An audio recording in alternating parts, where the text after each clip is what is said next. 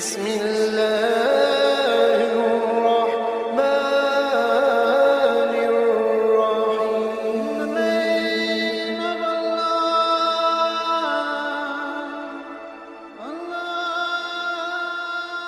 بسم اللہ الرحمن الرحیم. شروع اللہ کے نام سے جو بڑا مہربان اور نہایت رحم والا ہے.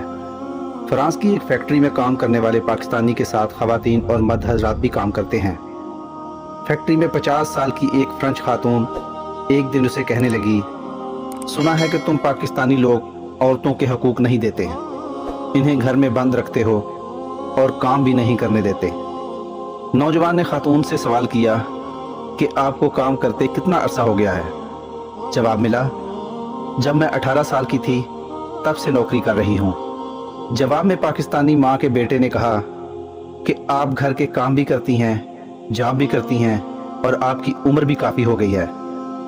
جبکہ ہمارے ہاں غالب اکثریت کے گھرانوں میں جب بیٹی پیدا ہوتی ہے تو بچپن سے لے کر جب تک اس کی شادی ہوتی ہے اس وقت تک اس لڑکی کے والد اور بھائی اپنی بیٹی کو اللہ کی رحمت قرار دیتے ہوئے اپنی آنکھوں کا تارا بنا کر رکھتے ہیں. اس کی عزت و عصمت کی پوری طرح حفاظت کرتے ہیں، اس کی ضرورتیں اور فرمائشیں پوری کرتے ہیں، اور جب اس کی شادی کر دیتے ہیں تو وہ اپنے شوہر کی ذمہ داری بن جاتی ہے.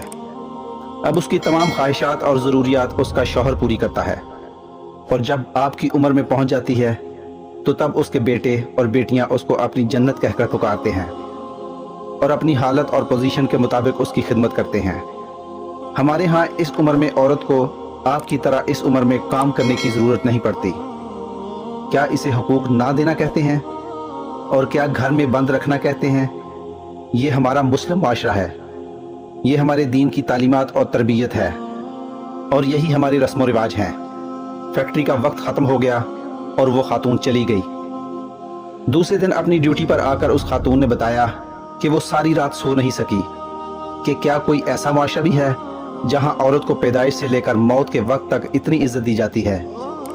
ہم اپنی عورتوں کو گمراہی کے دلدل میں نہیں جھونک سکتے. جسے آزادی چاہیے وہ اسے اپنے گھر تک محدود رکھے. آزادی کرنے والی عورتیں دراصل عورت کو کچرے کے ڈھیر پر پھینک دینا چاہتی ہیں. دوستو، ویڈیو اچھی لگی ہو تو چینل کو سبسکرائب ضرور کیجیے گا. اللہ تعالیٰ آپ کا حامی و ناصر ہے.